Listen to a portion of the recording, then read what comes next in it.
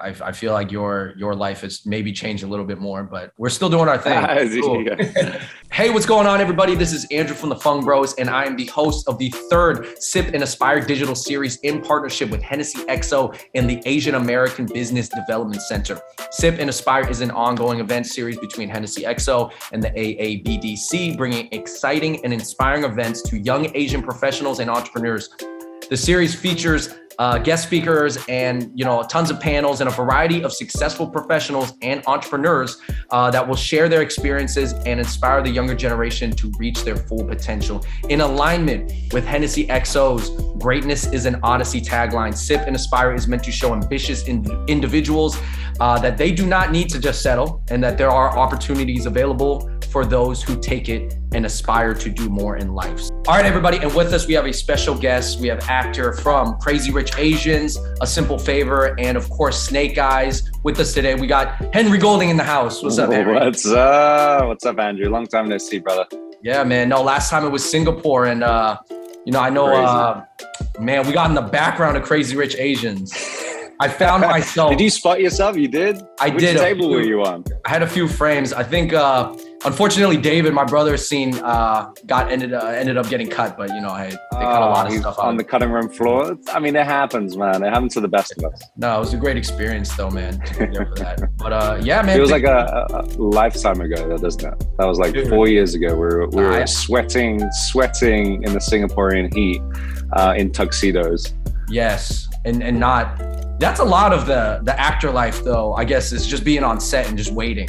Just waiting. Dude, it's hurry up and wait. That's the name of the game. Is there some meditation that goes on with you, or you're like, I'm just chilling? Like, I know some people have different ways of dealing with it, right? Yeah, you just try to kill time. You try to keep present. You don't get carried away with sort of having fun, too much fun, because then you lose kind of track of like what you're meant to be doing. So, but it's all good. Yeah, man. So I guess, got some couple questions. First one is about your background. Now, we all know that you're half Asian. Obviously, yes. Everybody uses the word Hapa, but you're not like half Chinese or half Korean or even like half Filipino. You're half Malay, but of a certain tribe, right? That's right. Yeah. So could you explain that background a little bit more and let's get as deep cut as possible here. Yeah, absolutely. So I come from a tribe called the Ebon tribe, and in Malaysian Borneo, there's two states. There's Sabah and Sarawak. So I'm from Sarawak, and there are many sort of tribes in that region. So it's an island off Peninsular Malaysia, which I'm sure you know. So there's like the Klabit, the Penan, Iban. There's a tremendous amount, and every single one has very distinct sort of cultural reverence. And so the Iban were notorious for being headhunters back in the day. And so they believed mainly sort of in animism and kind of respect of nature and things like that. So I'm very blessed to be a part of a very old culture, one that's sadly dying out. And on the other hand, my father is British, so I kind of grew up in the UK. But yeah, I mean, I'm super proud of my heritage. I have a few tattoos actually, which are notorious for the Iban tribe. One is the bungai brinjal, which you receive when you go on your journey into manhood. So when you reach the age of 18, you get these sort of flowers to represent that, when you come across somebody in the jungle, that they are from your tribe. So you can identify the Iban around the world just because they have these bungai brinjal. Now, I know, and that's pretty interesting, I wanted to ask because, we always pride ourselves on knowing a lot about, different types of Asians. That's kind of like something that we've done on our channel a lot, is either analyze these situations or talked about the food and explored the food. What are some like unique dishes? Is there a unique dish from there that maybe you don't eat in like Kuala Lumpur? Because like I've had I know you eat bakate, which is like pretty popular. And that's one of your favorite dishes. Is there something more like deep cut that you're like, yo, that's not on the mainland of Malaysia. Yeah, I mean, there's these really famous dish, kolomi, which is like noodles with like minced pork, but then in this kind of like pork lard. It's like the most unbelievable. So whenever you go to like Kuching, which is the capital city, like you have to find your nearest kolomi. But within the Iban, we do a lot of sort of catch and cook back in the day. So it was wild boar, obviously like chickens and things like that. But did you do any of that like when you were there? Yeah. So I did a television show where I went back to kind of my roots and did this journey of manhood. So I spent time with a couple tribes out there, but we hunted sort of wild boar, managed to like shoot one. You field dress it, and then you barbecue it and let it kind of smoke, so it lasts like 3 or 4 days. Okay. So yeah, no, it's crazy. But then there are a lot of sort of catch and cook or foraging. Mm-hmm. So it's really old school. Yo, I want to add last question kind of on this topic is like, how are you viewed when you're going back? Are you like the Ebon Hero, or people are like, oh, I know he's like a mixed guy, like, but he's repping for us, like, I'm usually like a foot taller than anyone, so they're very much shorter. A lot of indigenous sort of people are shorter because essentially when you live in the jungle, or when you back in sort of hundreds of years ago, it was easier to get through the undergrowth if you were a lot shorter. Sure, yeah, tall people were at a disadvantage. Yeah, no, exactly. Yeah, you could go back to. But no, they definitely know. They definitely know that I'm obviously mixed blood, but in my little town of Batong. It's about 5 hours drive from the capital city of Kuching. And I would say they find great pride in me being from this tiny little town. So it's always amazing whenever I do get to go back, sort of seeing people and just sort of the amazement on their faces of me being back in, the hometown and representing. And no, it's super, super heartwarming, and hopefully, we do inspire and we show them that there's a big world out there, and anyone can sort of make it, really. Yeah, no, that's great. And it leads into our next question. How, you have a career in entertainment and you've been very successful now. But I guess what's like a piece of advice you could have for other people who are trying to get into entertainment at this time in the way that you did? I mean, I think that there's the digital media side now, there's TikTok, but you went the more traditional route.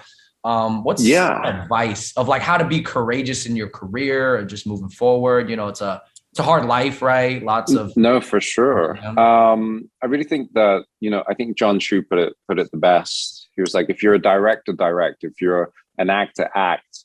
If you're a scriptwriter, write. You have to get yourself into kind of a routine of being the person you want to be. And so it means putting yourself out there, taking that leap of faith. Like in the beginning, I started off in the entertainment business when I was like 22 years old. And I wanted to be a travel host and a presenter.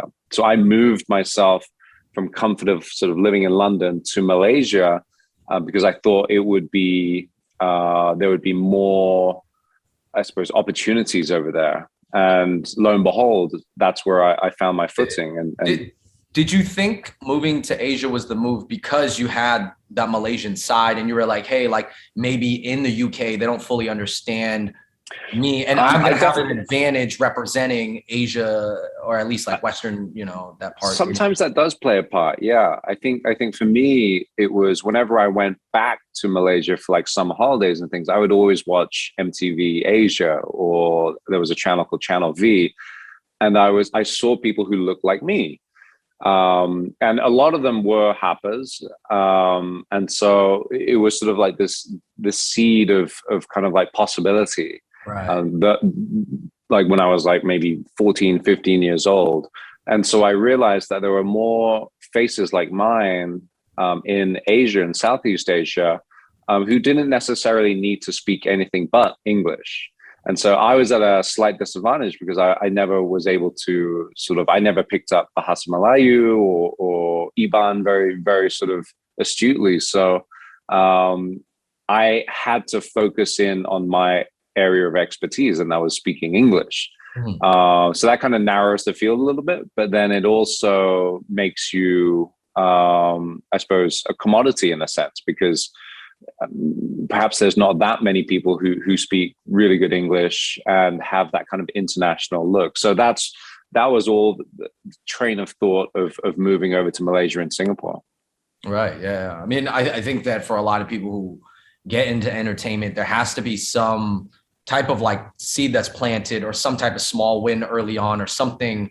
Like, you know, I mean, maybe sometimes it's your aunt and uncle who's like, oh, you should get into entertainment, maybe, you know, or maybe no one says that, you know, and you just have to, but something has to spark usually. Yeah. You know, the difficult thing is, you know, nobody wants to hear it, but knowing when to move on.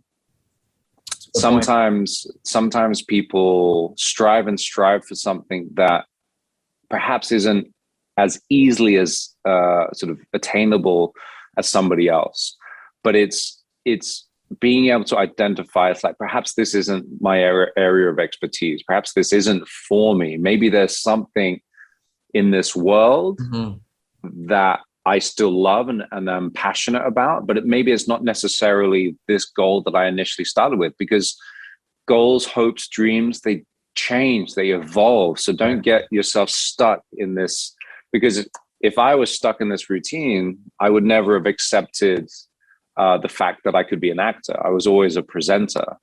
And it took John essentially to reach out personally and be like, what are you doing? Like, why won't you audition for this role? Because I turned it down initially like 2 or 3 times because I was like, they're not going to choose a non-actor. Of course, somebody's like, I'm a presenter. Because you wanted to be a food host? Well, because I was a travel host at the time, working for BBC and Discovery Channel. So you kind of essentially, I reached the pinnacle of my career, and I was like, well, why would I change careers when I'm at like the top of my game? Yeah. Well, one thing was going well for you, but another thing was a great opportunity as well, and it took some push, and but it's where it's a confluence of many things. An opportunity is only met well with great kind of practice and preparation. Yeah. Because an opportunity could come far too early and you're not ready for it. But at that stage, I felt I was comfortable on screen. I had a couple of years back, I had trained to sort of tried my hand at sort of acting classes and things like that. So I had all of this sort of deep seated. So when an opportunity came, it was kind of like, actually, you know what? I feel as though I am prepared for this. So I feel as though this is a natural step. You didn't know it, but you were actually training for this. Yeah, no, you constantly have to revolve your life around what you're training to be or do. It kind of goes back to that one quote that I love where it's like, oh, they call it luck, but the harder I work, the luckier I get. And it's like, yeah, absolutely. You could call it, maybe there's always some luck involved in a lot of things, right? But no one's like an overnight success. So you were preparing, you were working, you were in the field, and then this opportunity pops up.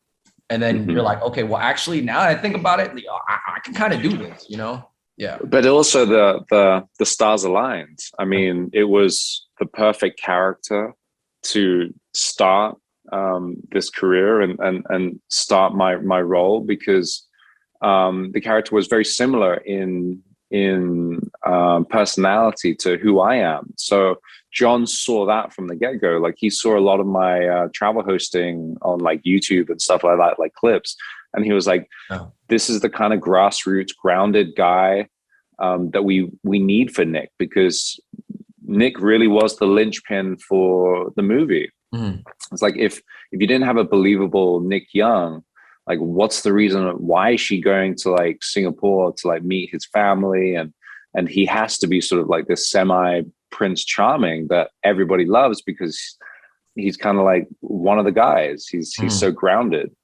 Absolutely. Of the roles that you've had several now that are in big motion picture films.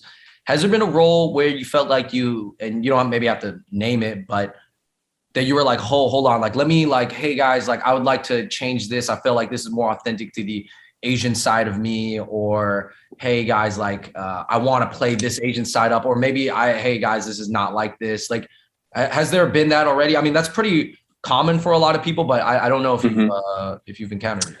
I mean, the only time that I've played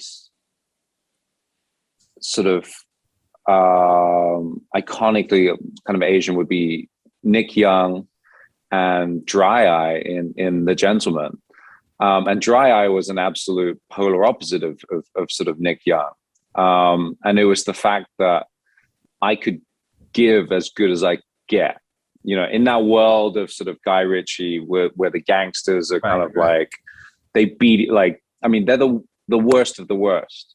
Mm-hmm. You know what I mean? Like, so I could almost, you know, give back whatever anyone kind of threw at me. So that's the power that you hold, is that you need to kind of stand up for yourself. You're right. You need to be like, you know what, like, I'm going to call this guy blah, blah, blah, blah, blah.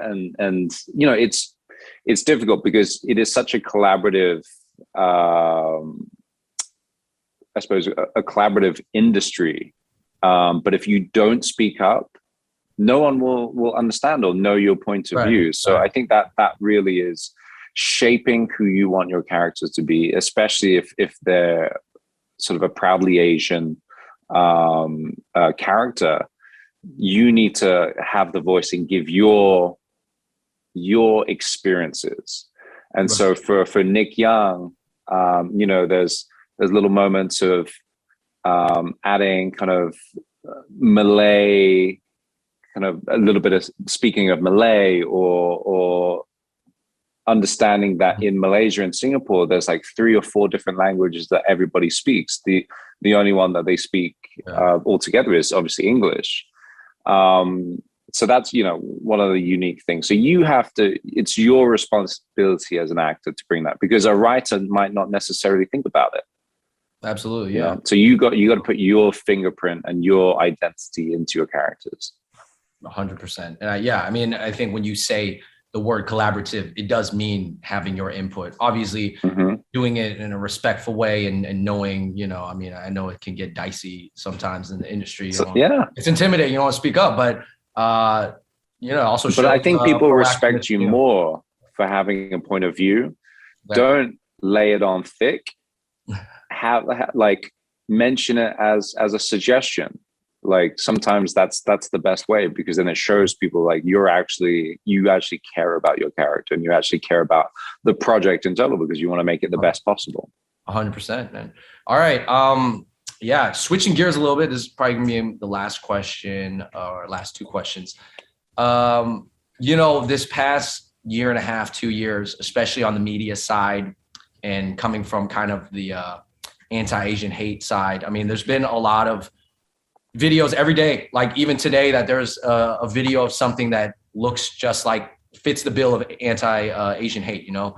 And I guess, what can you say, or what kind of like advice do you have for young Asians or professional Asians or whatever point of life that they're in when they see this stuff constantly? You know, I think there's so many different feelings. You want to help, you want to jump in. Some people want to get mad and get aggressive. I want to go over there and blah, blah, blah. But then there's the people who are like, we can't, there's this and that. Like, what's your personal response to that?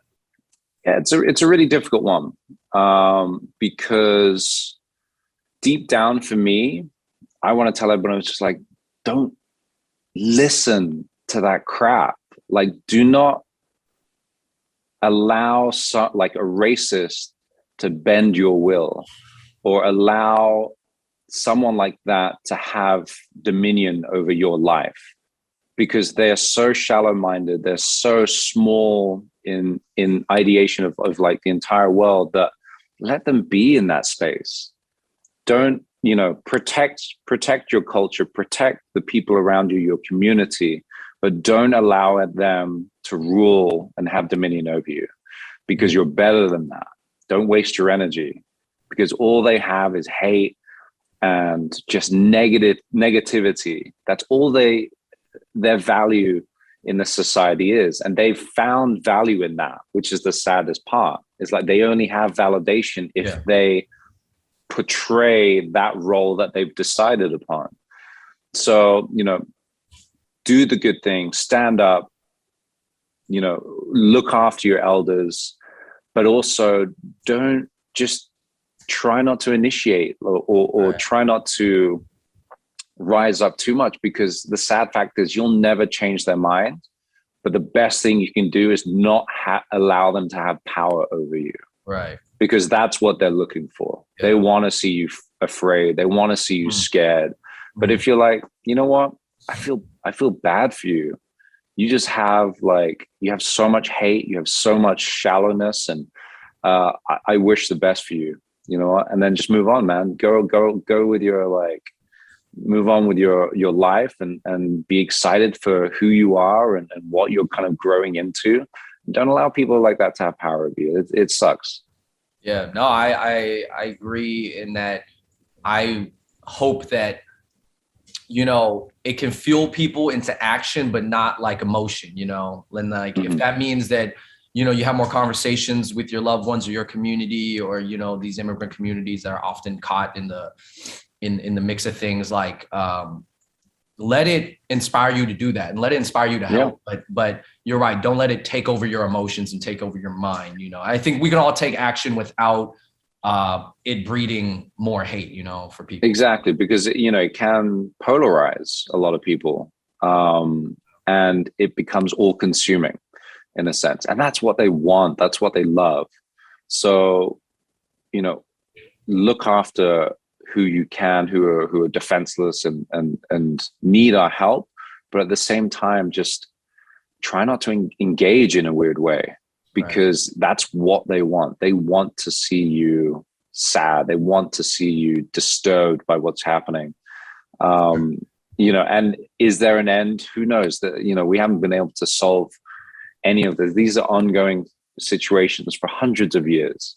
You know, racism is sadly a part of our lives, but there are ways of making it not control who you will be.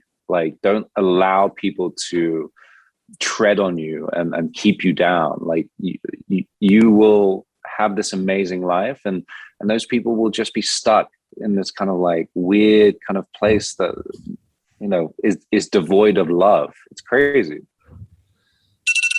Yeah. Wrapping it up there. Yo, by the way, do you have a Malay name in Ebon? Is there like I have they call you? I have a journey name. I have something bestowed upon me when I did my journey into sort of manhood. It's called Garawat. Garawat. Yeah, it's a very old traditional. Actually, it comes from the Klabit, which is a mountainous tribe. So that is kind of my nickname as such. Dope, man. Yo, Henry, thank you so much for joining us. Guys, thanks, everybody out there, thank you so much for joining us for our third Sip and Aspire digital series with the man himself, Henry Golding. Thank you, Hennessy XO and the AABDC, the Asian American Business Development Center, for bringing us all together and just having like this conversation. It was cool to catch up, and it was cool to get your thoughts on things. And of course, man, every time you talk, it just sounds so classy. I feel like I'm going to be rich talking to you. Yeah. Great to see the British accent. Still classy, way classier. But anyways, thank you everybody for watching this. If you want to watch past episodes, go to this link right here, unfinishedbusiness.us/sip and aspire. And yo, thank you, Henry. Thank you, Hennessy. Take care. AABDC. Peace.